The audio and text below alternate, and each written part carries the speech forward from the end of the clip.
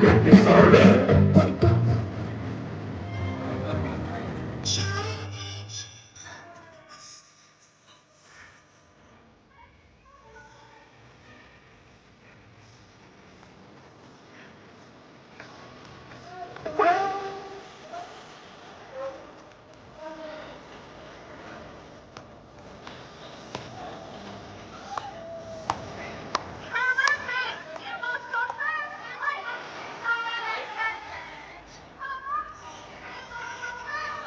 You're right, darling. You're right, nice to meet you.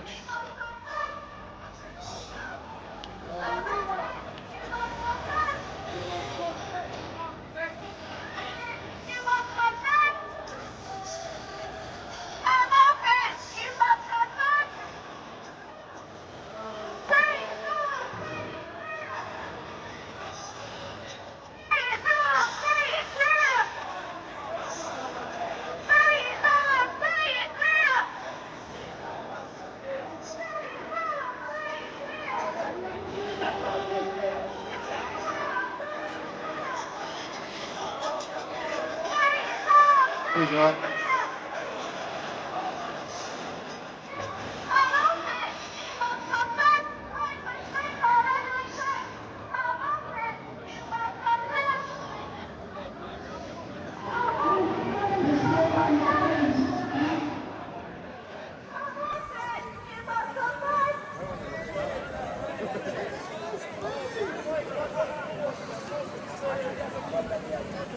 Now talk about numbers.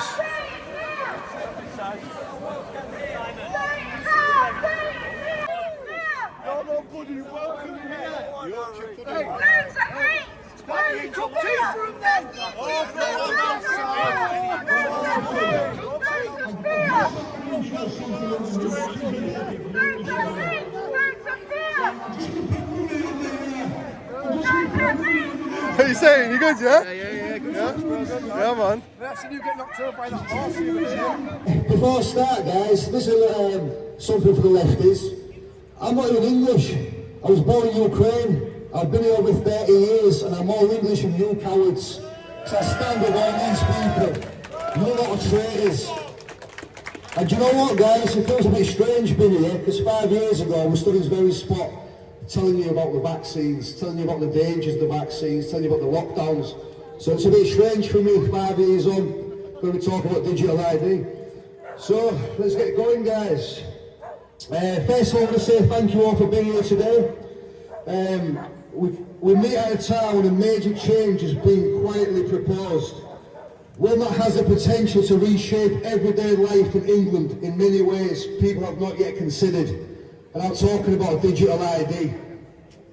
On the surface, digital ID is presented as something convenient, something modern, something that makes life easier. We are told it will help us access services, prove who we are and reduce fraud. But beneath that polished presentation lies a serious danger.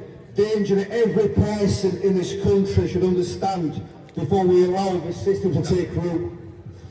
Digital ID centralises power like never ever before. For the first time in history, a single digital profile could potentially connect your identity, your financial activity, your medical records, your travel history, your online behaviour and even your biometric data. And you wonder why they brought out smart meters in your homes. It's not so you can track what energy you're using, it's so they can track what you're using. Eventually, that's going to be used against you. When they bring out central bank digital currency, when they bring out carbon credits. So if you've been using so much energy, you've been eating so much meat, they can just turn your power off. And the same with electric cars as well. So what begins as a simple way to prove who you are can quickly become requirement for accessing healthcare, opening a bank account, applying for a job, renting a home, and even your daily transactions. The more that is linked to this digital ID, the more power it gives to those who control it. Loss of privacy and constant monitoring. At the moment, you all go to work and you get rewarded for the good work that you do. But can you imagine a world where your behaviour is rewarded? So if you're all out here protesting like you are today, sorry guys, you can't go shopping, you can't access certain services. Imagine that world. Every digital system creates data trails. Digital ID would create the most comprehensive trail of all, a log of your life. Where you go, what you buy, what services you use, what you apply for, and who you interact with could all be monitored or assessed by third parties. Even if the government promises safeguards today, laws can be rewritten tomorrow. Once privacy is lost, it is rarely regained. The risk of exclusion and control. If digital ID becomes required to participate in society, then losing it or having it suspended could mean effectively locked out of modern life. Could you imagine? It's a technical glitch, an error in your file, a dispute with authority, or even a political decision. You're locked out of your own ID. And suddenly you can't access essential services until the issue is resolved. It gives the system enormous power over the individual and almost no power to the individual over the system. Increased vulnerability to hacking and data breaches. We've all seen how often government departments, banks and major corporations suffer data leaks. But with digital ID, the consequence becomes far more severe.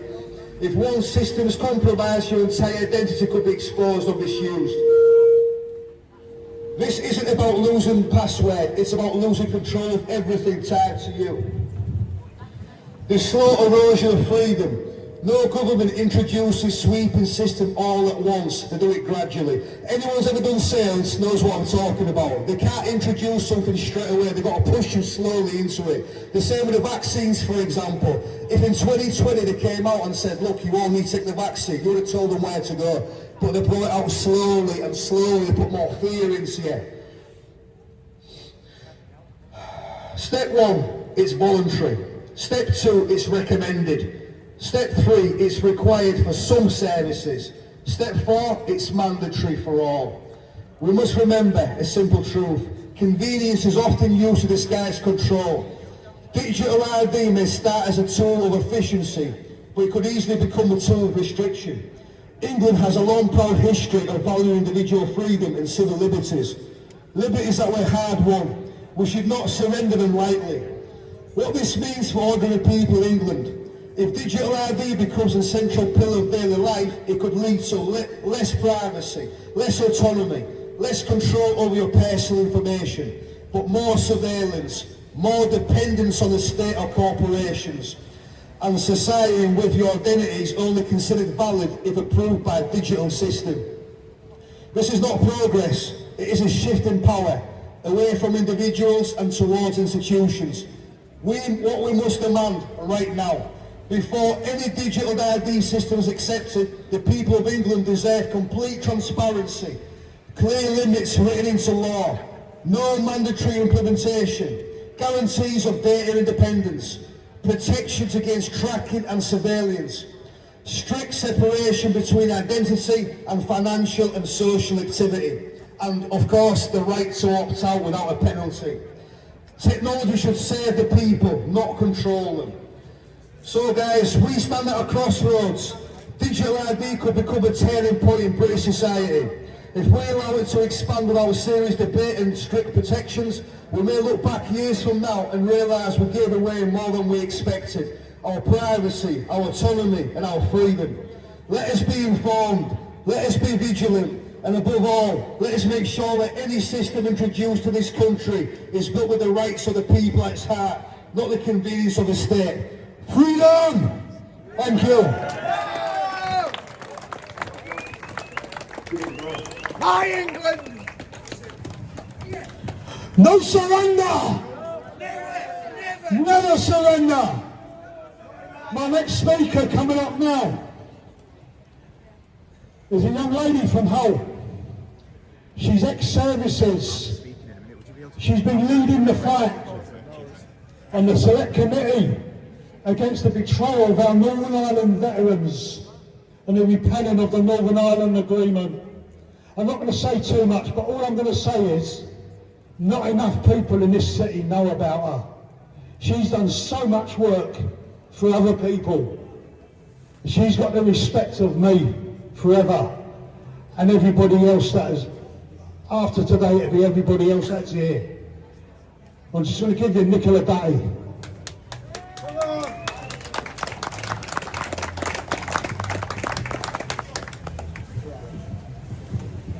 Right, I'm not a public speaker, so please excuse me. Good afternoon, everyone, and a massive thank you to you all for turning out today and showing your support for so many important causes. My name is Nicola Batty, and I have been campaigning for Northern Ireland veterans facing vexatious prosecutions mounted by our government and Sinn Féin for more than 9 years now. I work as part of a team which is NIVEN, which is the Northern Ireland Veterans Movement. We've had several meetings with both Conservative government and the now Labour government. In May 2024, a bill was passed by the Conservative government to end all further prosecutions of our Northern Ireland veterans. That did bring an end to any further prosecutions. Then we have a general election and Labour got into power. Labour, in their manifesto, said they were going to repeal that bill, which would mean that number of veterans waiting for that knock on the door would be a lot bigger, looking at more than 200. Also, the likes of Jerry Adams, IRA members and other terrorists can claim compensation, which is an even bigger kick in the teeth to Northern Ireland veterans.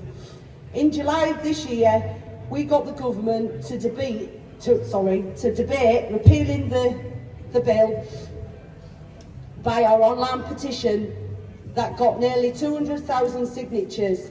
Labour didn't come out of that debate well, with one Labour MP calling Northern Ireland veterans naive. That MP is now the Veterans Minister.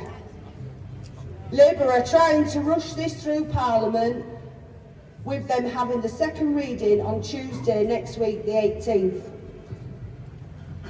We have a protest planned, and we will have veterans suited and booted inside the Strangers Gallery whilst the debate is going on. We will also have veterans inside that gallery whilst they vote.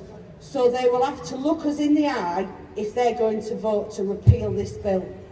Please, if any of you can come and support us, write a letter to your MPs. I've got a template. Just message me, or it's on John's page. You don't need to be a veteran to know prosecuting Northern Ireland veterans is wrong, and together we are stronger. Thank you, Nikki. Nikki sent me a message last night, and she said, I'm very nervous. I've never spoken in public before. And all I said to her was, just be you. And anybody that knows Nikki as well as I do knows what I mean. Okay? Never change. She's a warrior. We've also got another lad that I'm not going to point out, but he's stood in the crowd here. He served in Northern Ireland, and I was talking to his wife the other week, and she told me he still screams in his sleep. He was in Northern Ireland in the 70s as a British soldier, and what he saw, it's still torturing him today. And this bloody government want to prosecute men like that put their lives on the line. Sorry, but no. Because we're not going to stand for it, are we? We're not going to stand for it. We're going to stand up for our veterans. We're going to stand up for our people, and then leftists can go and get a wash. Right, my next speaker, I don't know if she's here. Angie Shearsmith, are you here, sweetheart? Here she is. A lot of you know Angie. She's also an ex-veteran, and she's campaigned longer and more than what I have, and it's an honour to have her sit next to us.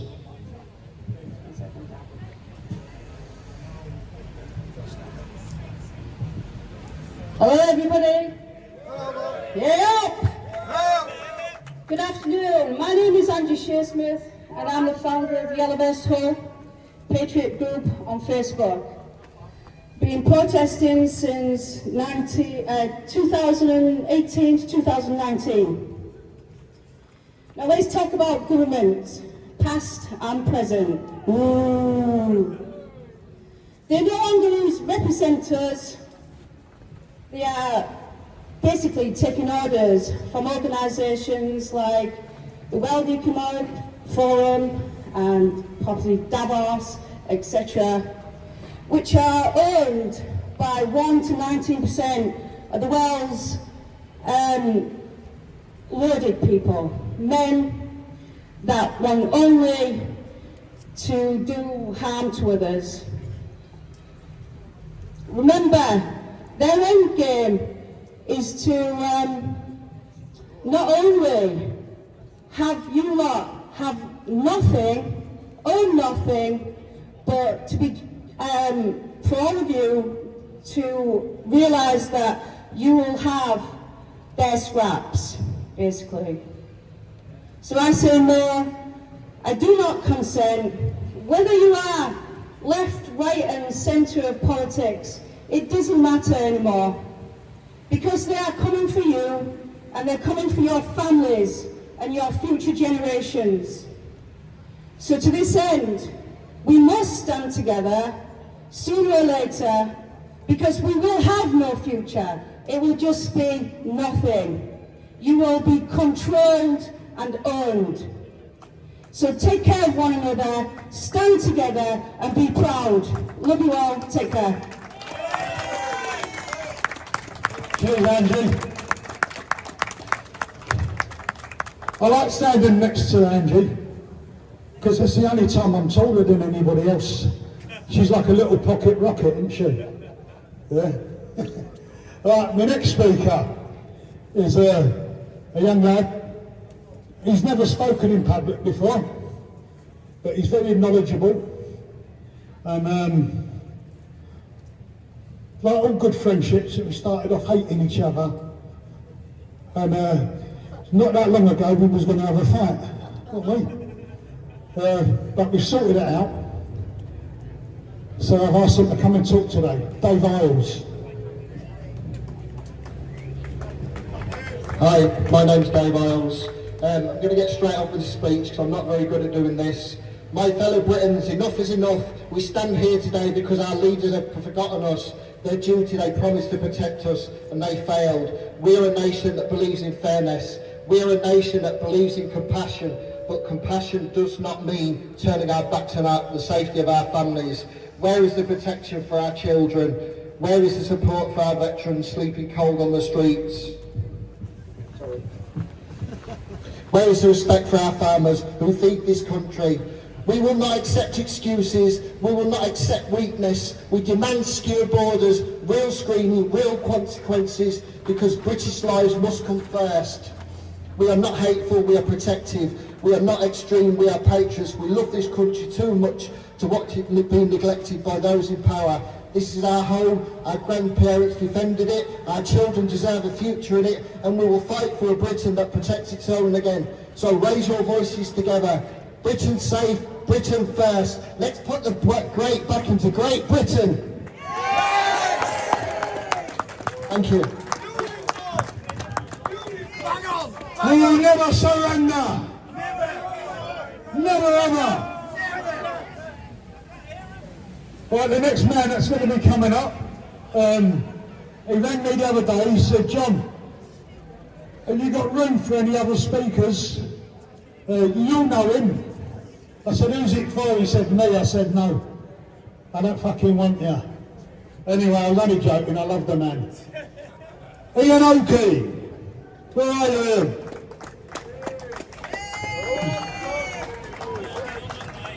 Holy me!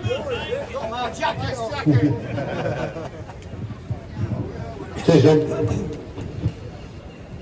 I wasn't supposed to be here today. And then, there you go. And then I says, hang on, I need to be in Hull, hometown. This is where I belong. I should be speaking in Manchester today, but the weather's worse there, really. I'm going to speak today about something I've never done before, and that's about my country. It's all about grooming gangs for me, but today, this is my speech.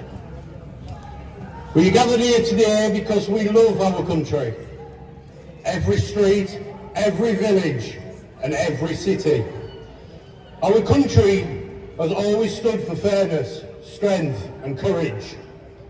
But today, too many of us around here ask, what has happened to Great Britain? We see broken promises. We see leadership that has lost its direction. We see the community struggling, families frightened, and too many people feel unheard. Britain deserves better. Safer streets, stronger families, and a government that will listen. Our borders are not secure. Our police are stretched to a thin blue line, controlled by those who have created this chaos. Women fear walking the street at night. Children fall through the cracks of the system that is there and supposed to protect them.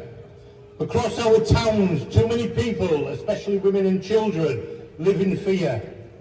People worry about the children going to school, about what they see on the news and what is happening on their own doorsteps. We say to those in power, enough is enough. No mother should fear their children's safety. No woman should be scared to walk alone. No community should feel abandoned by the people in power.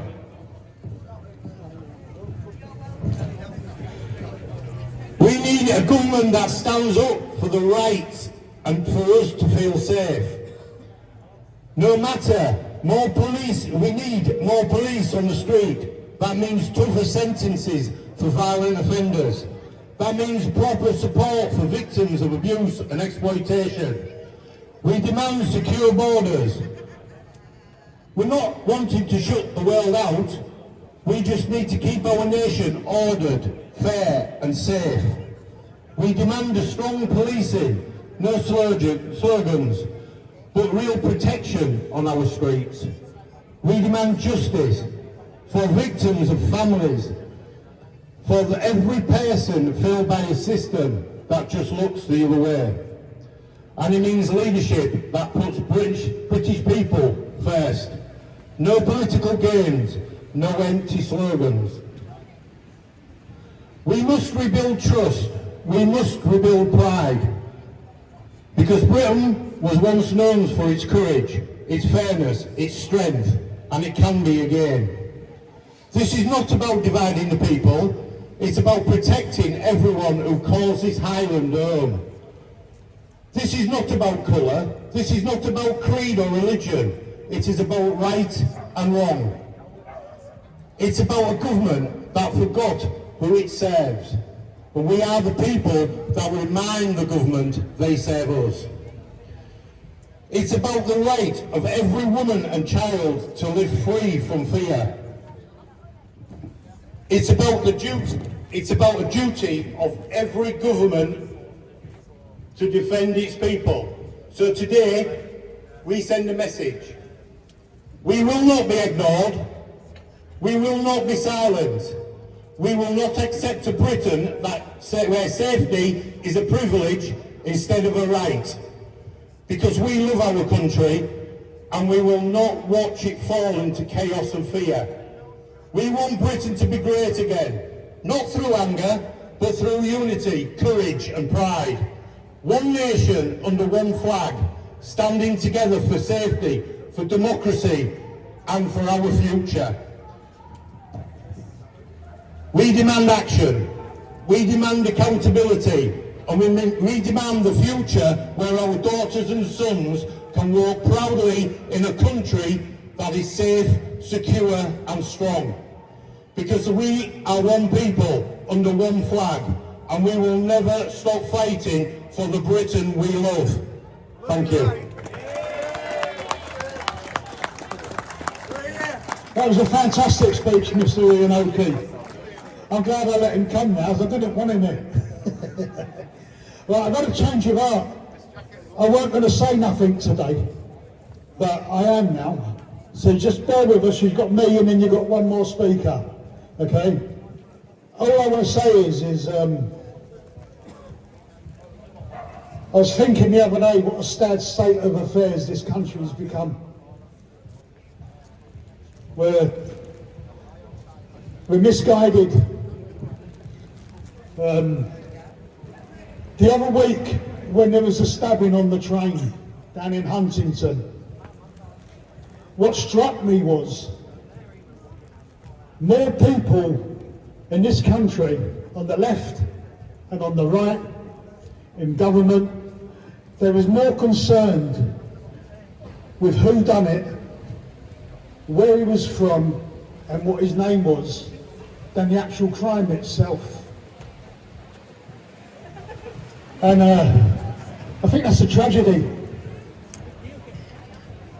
And then a week later we listened to Alec Penstone, the 100-year-old veteran,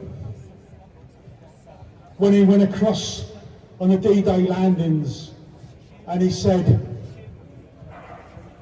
was it worth it?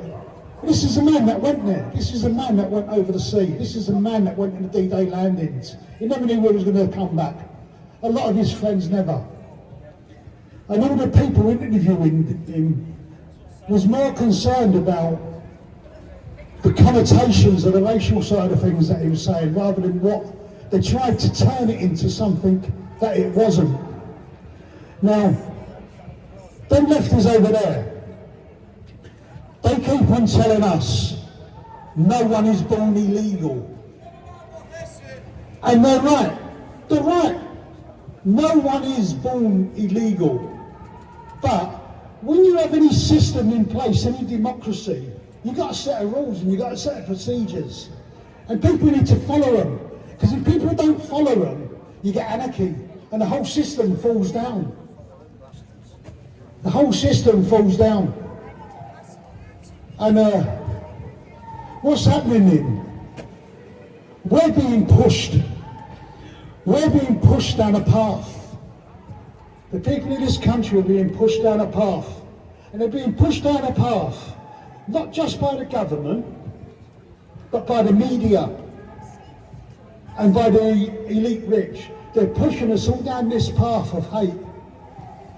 Because we're all blaming each other. We're all blaming each other. And the politicians know what they're doing. Because what they're doing is they want us all to hate each other. They want us to fight each other. They want to have a reason to control us more, going back to the digital ID that Arthur was talking about. This is all designed. It's all designed, and it's all designed by the people in power. We're just chess pieces.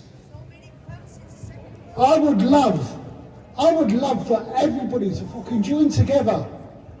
I'm not a racist, right? They say I am. I'm not a racist, I'm a realist.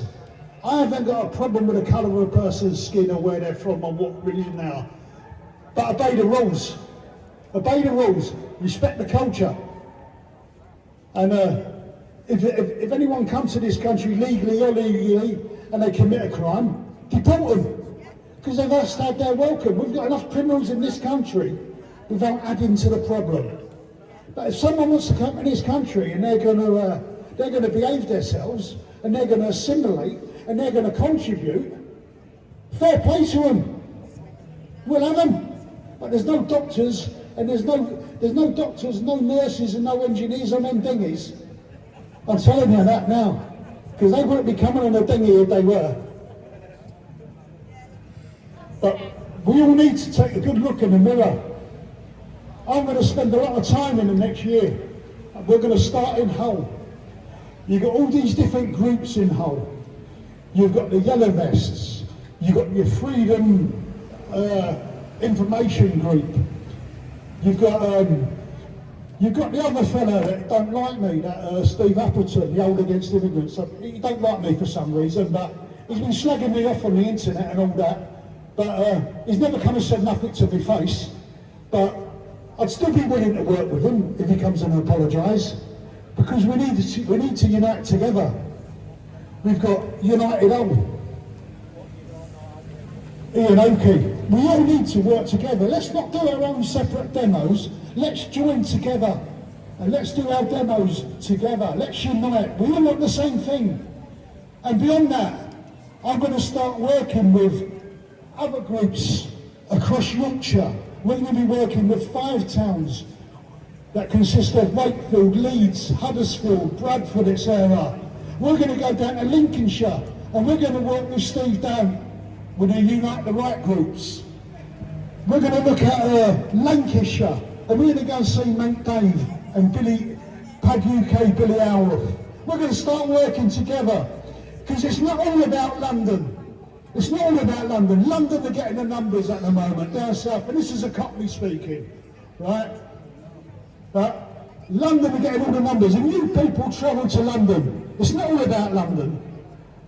We need to get the rise of the North, because it's the Northerners that are going to rescue this country. London's already fallen. The South has fallen already. We haven't. So let's join together, even as far as Scotland. The North East, we all need to unite together. It's not all about Tommy Robinson. It's not all about Exedia and all that bullshit, right? This is about our country. This is about what's right and what's wrong. So we're going to unite together and we're going to come back and we're going to fight, right? And I don't mean physically.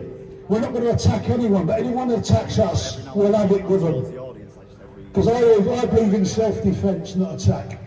I believe in fighting out of love, not hate. I believe in protesting out of love, not hate. Okay? Love has got to conquer hate. Them people hate us, right?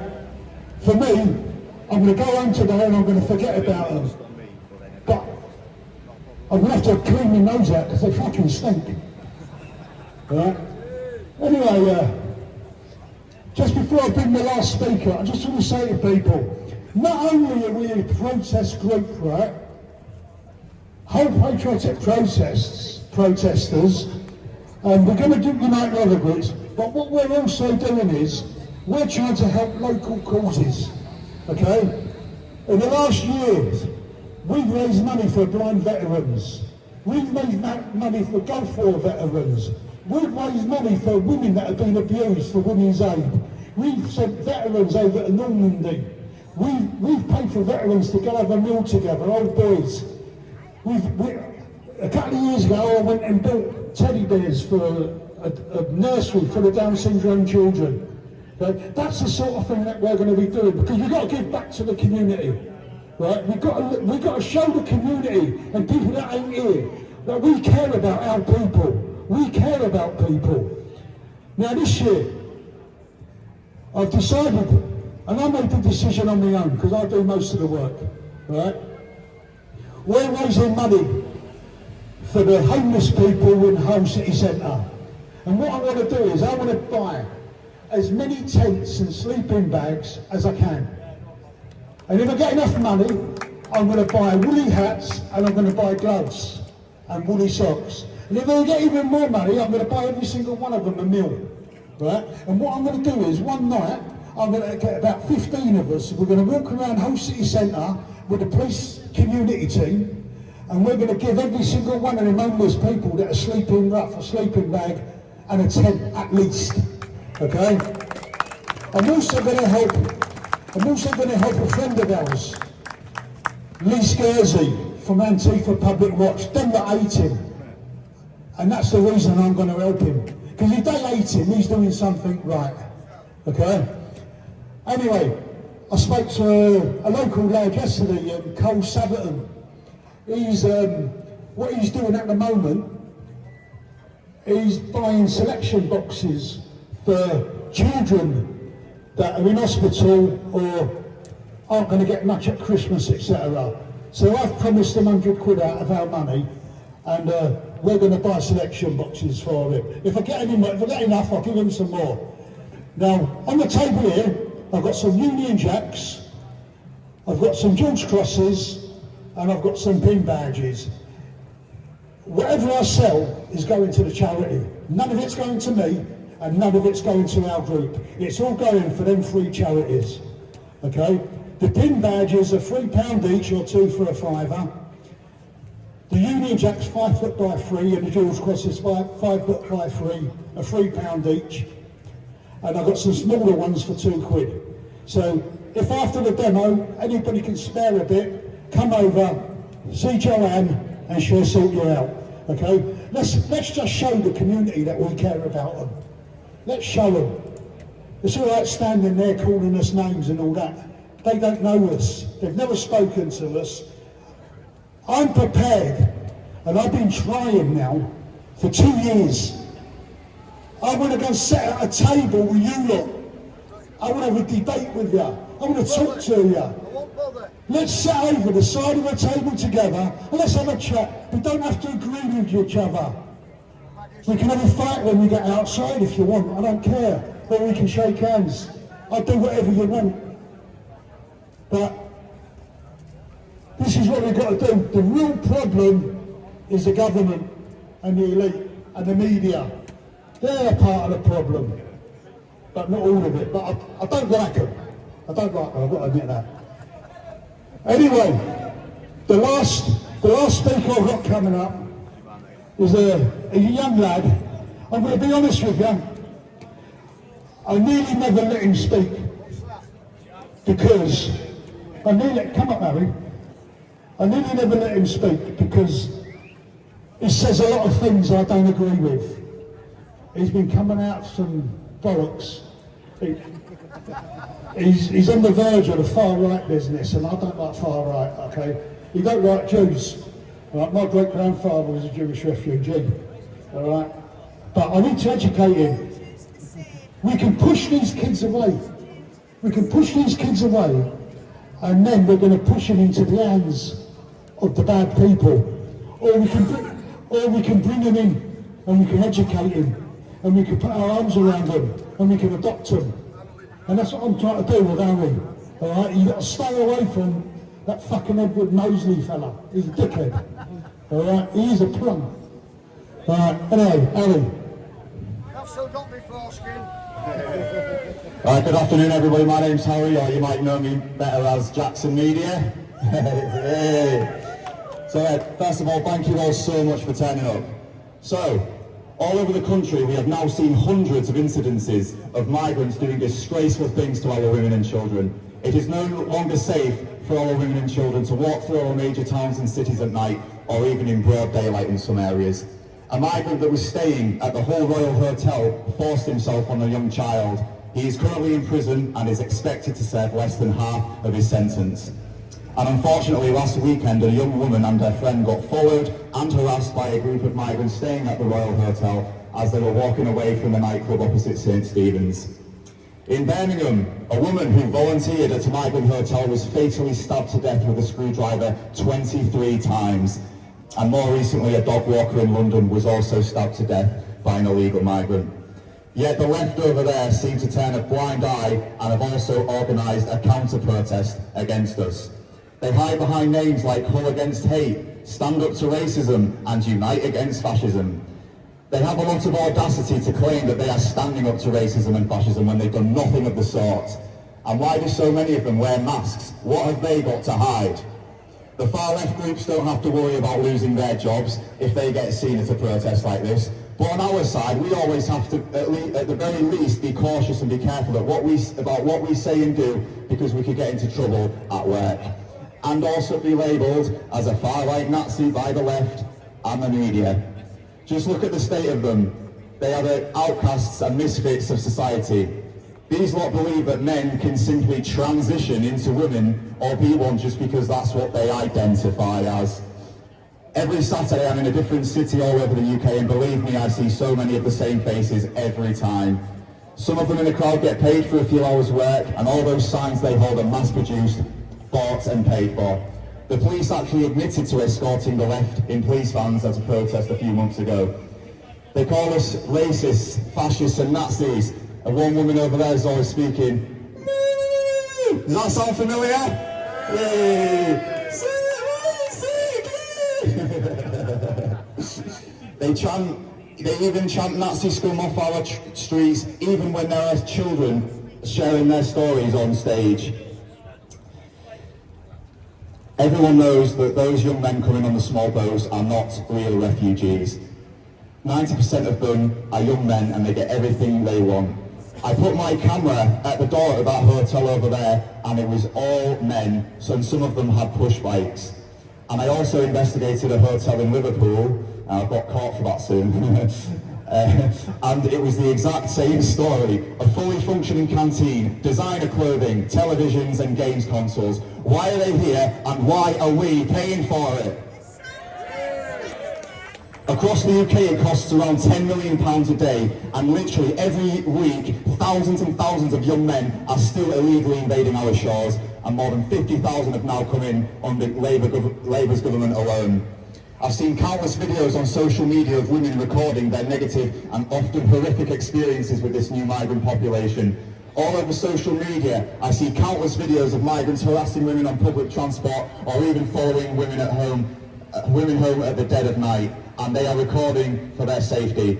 And you can see all these videos online if you don't believe me.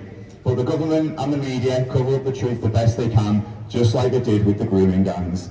We never asked for tens of thousands of migrants to invade our shore every single year. It's a complete betrayal of the British people. And at that Hull Royal Hotel over there was actually a job advertised on Facebook. The Hull Royal Hotel are currently looking for people to work there. Let me just quickly read the job description. Restaurant attendants wanted at the Hull Royal Hotel. You will be serving food and drinks to our guests, aka illegal migrants, while they ensuring that they have everything they need, competitive salary so it's not voluntary, and free meals on shift. But besides uncontrolled immigration and illegal immigration, we are also sick of many other issues in our country. We are sick of the two-tier policing, we are sick of Keir Starmer's lines and spineless U-turns. Yes. The cost of living. The cost of living, low wages and indefinite uncertainty is taking a catastrophic toll on everybody's mental health. We should have been taking action years ago. Enough is enough. Every British generation has suffered hardships, turmoil and sacrifice. Our ancestors have built, fought and have even given their lives for this nation, so our future generations can inherit a prosperous and proud nation in comfort and safety. This government seems to want to help everybody except for our own. Our politicians have given us zero hope. The mainstream parties controlled by the ruling elite will never restore order and national pride. It costs the British taxpayer over £10 million a day for these illegal migrants that have come here on the small boats. That's several billions of pounds every year, and that's on top of the foreign aid that we send all over the world, and we get nothing in return. These illegal migrants that are getting put in the nice hotels at the British taxpayers' expense, they believe that our women are there for the taking just because they don't cover themselves from head to toe like in the countries where they come from. In 2022, 87% of these asylum seekers were young males, and sometimes it can cost around £5,000 to secure a place in one of these boats. Where are the rest of the women and children? These young men pass through several safe countries and then cross the channel to get to the UK because they know exactly what they're going to get when they arrive. It's disgusting and it's disrespectful to us. We don't want them here and we need to get them out!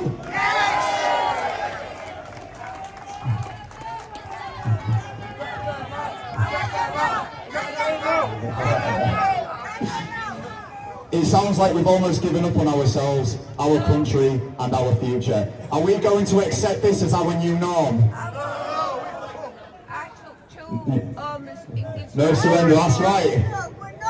I took 2 English. Now globally, life is unequal and unfair. But we must make sure that we stay the winners and that we come out on top and second to none like we always have. Britain should be controlled by a strong and patriotic government with complete authority. People that genuinely care and that will shape our future of the nation successfully with passion and vigour.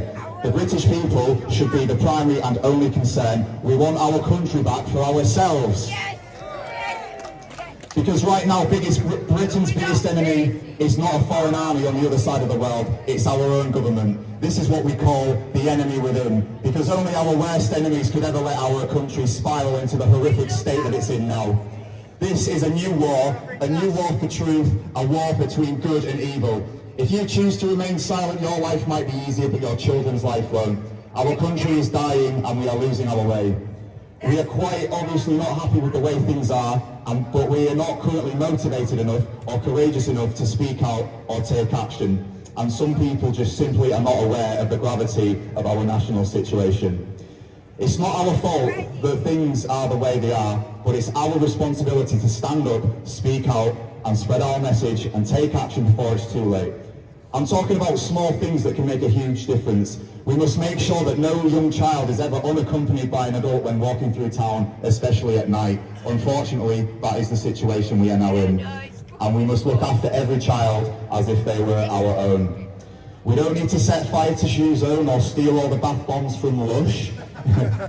You have every right to be angry, but use this anger for good. Do not direct it towards the immigrant and do not point the finger at any minority, because at the moment they are the ones exposing the state of our current political system. Do not wait for somebody else to say the things that need to be said. The time will come one day when the masses will realise that something is very, very wrong with our country. Be the person and become the person that you want to see speaking up not only for yourself, but for your people, and be the change you wish to see take place. Since starting activism last year, I have lost friends, plenty of jobs, and I've had my name dragged through the mud, received death threats, and I've been punched in the face at Spider's nightclub. Be the example that you want to see, and be worthy of your heritage. Do not let anybody try to silence or intimidate you out of stating your opinions. These things cannot be taught, you can only find it within yourself. Britain will not go gently into that fatal good night. We will not disappear quietly into the ashes. Never lose hope, don't lose your smile. Always express gratitude to our past and current heroes and those who contribute to our incredible nation. Stay united, and together we will face our new and uncertain future. And remember, England and Britain forever!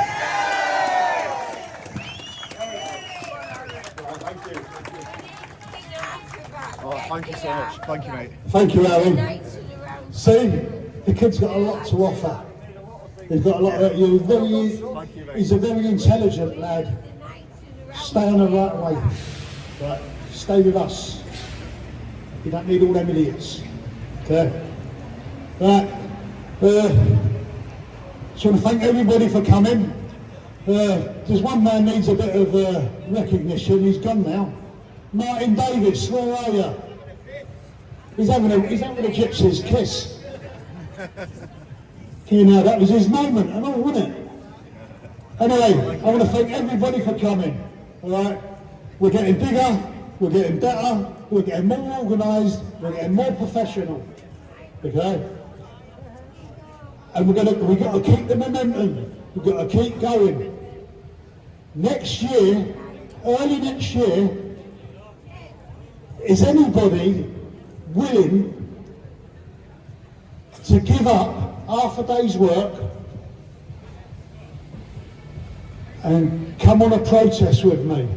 I ain't going to say when it is, not yet, but we're going to protest the Guildhall in the middle of the day when they're working.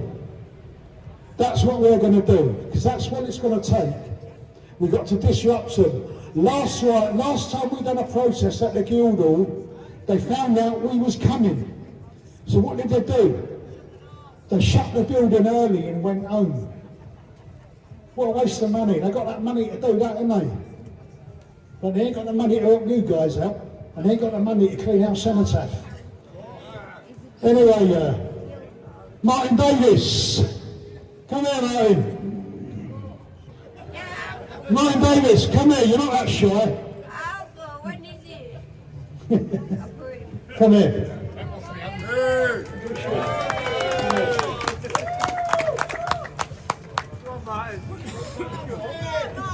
I've got two homeless Right. staying in my house. A lot of I met him. the growth of these marches and demos. I've been doing this for a few years now. Martin turned up this year, and his presence Just my presence. and his name has made this the movement at whole grow, and a lot of a lot of what we're seeing now is the fruits of him, not me. Okay? He's the one dragging people in. I'm just a god people. I'll just shout, and then you lot say, look, it's the numbers that we need, people. That's what we need. People like you as well, and people like And I'm glad I've met him. And he said to me, I don't know whether I want to carry on all the time. I ain't going to let him pack it in. We're not going to let him pack it in.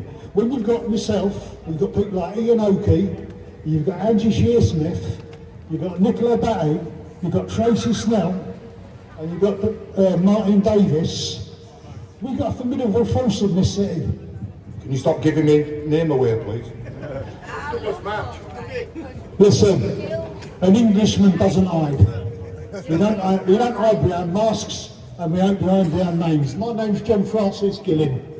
Okay, I don't give a shit what anyone says. I don't give a shit what anyone knows where I live. You can all see me face. I hate them. I hate them people over there more than I hate any immigrant. Because they're the biggest problem alongside the government. Okay. Right, thanks for coming everybody. I hope to see you all again. Thank you.